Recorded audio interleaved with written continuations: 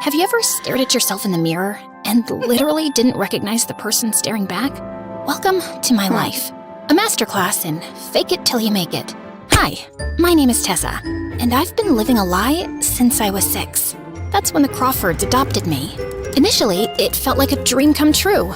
A mansion the size of a small country, a garage full of cars, and parents who paraded me around like their favorite charity project. And this is our daughter, Tessa. We rescued her from that dreadful orphanage. But as I got older, the constant stares and whispers started to get to me.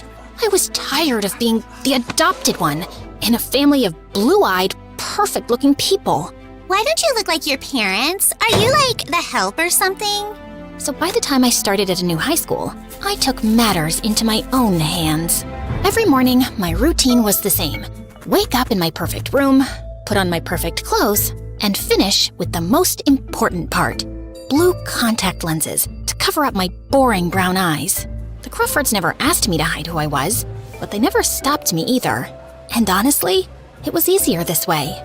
No more questions, no more explanations, just Tessa Crawford, the perfect daughter with the perfect blue eyes that matched her perfect parents. And that perfect image didn't stop there. Very soon, I was the queen bee of my school. Top of the social pyramid, an Instagram feed that looked like a fashion magazine, and grades that would make any parents proud. I had the whole package. Well, except for one seriously annoying problem. Ryan Bennett, king of the jocks, heir to Bennett Corp, and owner of the world's most punchable face, who'd been trying to make me his girlfriend since freshman year. Come on, Tessa! We're practically royalty at this school. Can you imagine the power couple we'd be? Our parents practically run this town together. Wow, Ryan. When you put it like that, I'd still rather date a cactus. But I always kept the rejection light and friendly. See, Ryan wasn't just annoying. He was the kind of guy who'd destroy your entire social life if you bruised his ego. And with our parents' businesses connected, I couldn't risk it. So I played nice, while mentally calculating how quickly I could escape every conversation. My perfectly crafted fake life was running smoothly, until he came along like a wrecking ball. Ethan Cole, new kid, foster child, always carrying a beat-up sketchbook and wearing clothes splattered with so much paint they looked like a Jackson Pollock original. The second he walked into class, I knew Ryan would make him his personal chew toy. Hey, Goodwill, did a rainbow throw up on you, or is that your idea of fashion? His squad of brainless hyenas erupted in laughter, while I sank lower in my seat in embarrassment. But Ethan? He just looked at Ryan with this amused expression, like Ryan was a toddler having a tantrum in a grocery store. Genuine creativity intimidates those with empty lives. Thanks for the psychological case study. What? Nobody talked to Ryan Bennett like that, ever. Ryan's face turned blazing red, but before he could respond, the teacher walked in. I thought that would be the end of it. Man, could I be more wrong? Over the next week, Ryan and his goons accidentally spilled paint all over Ethan's English essay, shoved him into lockers when teachers weren't looking, and even started an Instagram account dedicated to mocking his secondhand clothes, calling him a peasant painter. Through it all, Ethan kept a poker face, never giving them the satisfaction of seeing him crack. But I noticed the shadow under his eyes growing darker each day. Then came the art show event. Ethan had entered his painting into the district competition, a breathtaking piece that showed a small child reaching for the stars. I overheard him telling the art teacher it had taken him 3 months to create. When I arrived at school the next morning, there was a crowd gathered in the hallway. I pushed through to see Ethan standing in front of what remained of his painting, now slashed to ribbons, with crude words spray painted across it, while Ryan and his friends were snickering nearby. For just a split second, Ethan's mask slipped. I saw tears in his eyes as he gathered his destroyed canvas with trembling hands. No one else seemed to notice. They were already moving on to the next piece of hallway gossip. But I couldn't look away. That afternoon, I did something completely insane. I wrote an actual physical note, like we were living in the Stone Age, and slipped it into his locker. You're stronger than they know. Just don't give up. Then, I lurked behind a pillar like some deranged stalker, watching as he found it. When he smiled, this genuine, surprised smile that transformed his entire face, I felt this weird flutter in my chest. But I didn't dare actually talk to him. Are you kidding? Me, Tessa Crawford, voluntarily interacting with the paint-splattered foster kid? That would be social suicide. Still, I couldn't stop thinking about him. How could anyone be so comfortable just existing as themselves? One day after school, I spotted Ethan sneaking off with his paint supplies, and something possessed me to follow him. I felt like the world's worst spy, ducking behind trees and cars, praying nobody from school would see me. He led me to this abandoned playground, rusted swings barely hanging on, a slide covered in graffiti, the whole post-apocalyptic vibe. But Ethan walked straight to a crumbling concrete wall and started painting the most incredible mural I'd ever seen. I crept closer to get a better look when, oh my God, I'd stepped on an empty soda can. I dove behind the slide and quickly climbed up, my heart threatening to explode out of my chest. And then, because the universe hates me, my phone started blaring my ringtone. Shut up! Oh my God, shut up! In my panic to silence it, the phone went flying out of my hands, skidding down the slide, and landing directly at Ethan's feet. Well, hello there, mysterious stalker's phone. Let's see who's calling. He picked it up, then answered with a smirk. Thank you for calling Stalkers R Us. Your business is important to us. Please hold while I locate the owner of this phone. What? Who is this? Where's Tessa? Ah, Tessa. She just went to the bathroom. Can I take a message? Yes. Tell her that her parents are leaving for a charity gala in Paris in an hour, and we'll see her in a few days. Then Mom just hung up, and I wanted to evaporate on the spot. I slowly emerged from my hiding spot, face burning hotter than the sun. I can explain. I was... Following me? Pretty sure that's defined as stalking in all 50 states. I wasn't stalking you. I was taking a shortcut, and then I saw you and got curious. A shortcut through an abandoned playground surrounded by a chain link fence with no trespassing signs every 5 feet? Okay, fine. I followed you. Happy now? Just don't tell anyone at school, okay? I have a reputation. Instead of mocking me, Ethan just laughed, like he genuinely found the whole situation hilarious. Your secret's safe with me, Princess. He gestured toward his mural, a stunning scene of people helping each other during a storm, sharing umbrellas and reaching out their hands to pull others to safety. Want to see what I'm working on? Up close? And that was the beginning of the end for the fake Tessa Crawford. Over the next few weeks, I started sneaking away to meet Ethan at that playground. At first, I told myself it was just artistic curiosity, and I liked watching him paint. But the truth was, I liked talking to him. Really talking. Not the fake small talk I did with my friends where we discussed nothing but Instagram likes and who was dating who. One night, sitting on those rusty swings, I finally told him the truth. I've been adopted since I was 6. The Crawfords, they've given me everything a girl could dream of.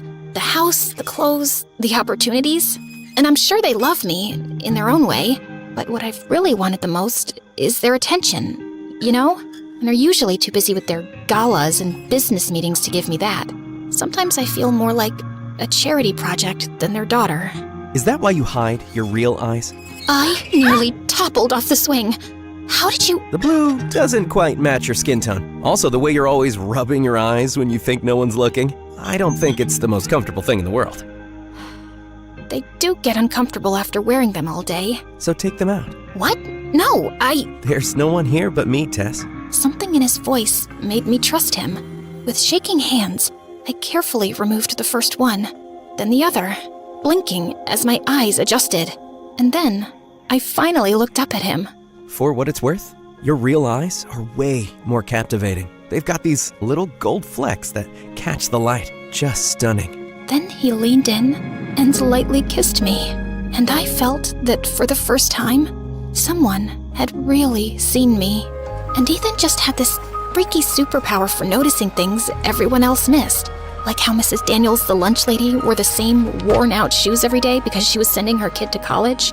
Or how Mr. Rivera, the librarian, always had hospital forms peeking out of his bag because his daughter was sick. Together, we started leaving anonymous notes, for people we knew were struggling, just like I'd done for him that first day. You really think a little note makes any difference? When I got yours, it was the first time anyone at school had shown me a speck of kindness. So, yeah, they matter a lot. The more time I spent with Ethan, the harder it got to step back into my fake life. It was like having two separate identities that were getting impossible to keep apart. I don't get it, Tess. How can you stand those people? Especially Ryan. The guy's basically a walking cologne ad with the personality of a mosquito. You don't understand how it works. My dad's company and Ryan's dad's company are practically joined at the hip. And the rest of my friends, they're not that bad. Yeah? Think they'd accept me if they knew we were friends? They might, if you tried to fit in a little. Maybe tone down the whole... I gestured vaguely at his paint-splattered everything. The whole me thing. Got it. It felt kind of terrible that I'd said it, but to my complete shock, Ethan actually tried. He started wearing cleaner clothes, tamed his wild hair, and even sat with us at lunch. I was touched because it meant he cared enough about me to do something that was obviously hard for him. But Ryan and my friends still found ways to exclude him, making comments disguised as jokes. So, Ethan, is it weird living with random people who get paid to pretend they care about you? Like having a babysitter who never leaves. Ryan! Actually, Ryan, I bet if your parents cared as much for you as my foster mom does about me, you might have had a better personality. But hey, at least you got that trust fund to keep you warm at night. The table went dead silent.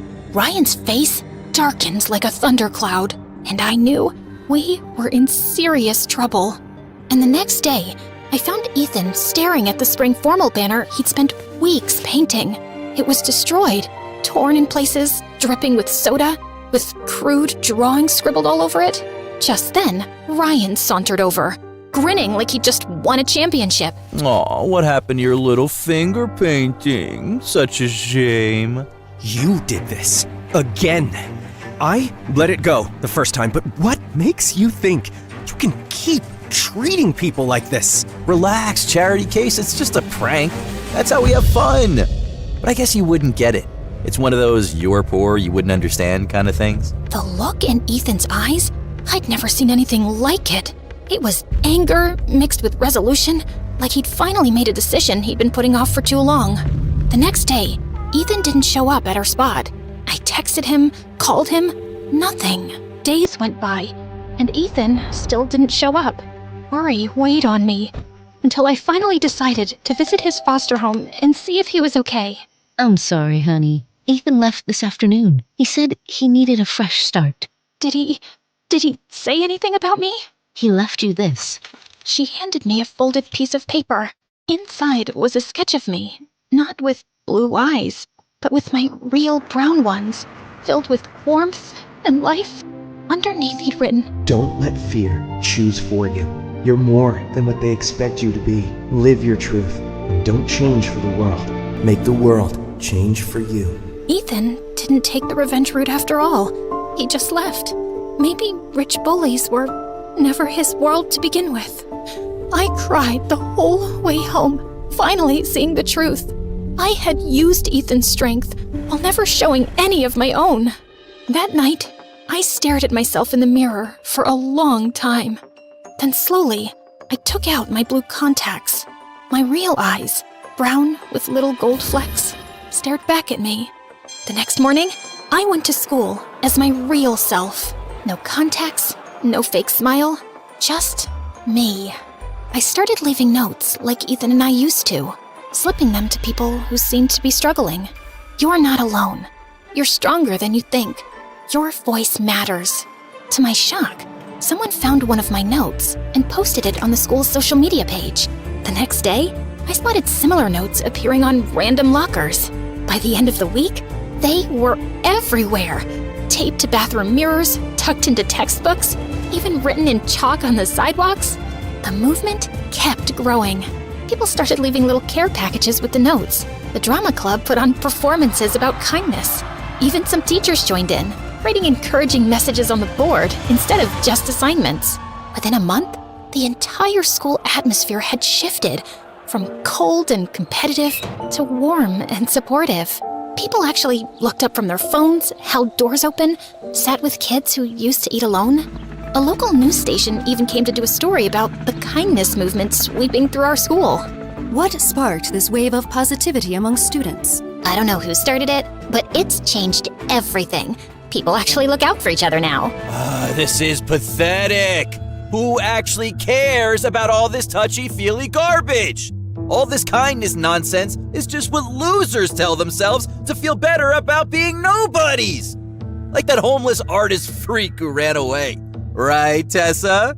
The cafeteria went dead silent. Everyone turned to look at me. No, Ryan, you're wrong. And you're a bully.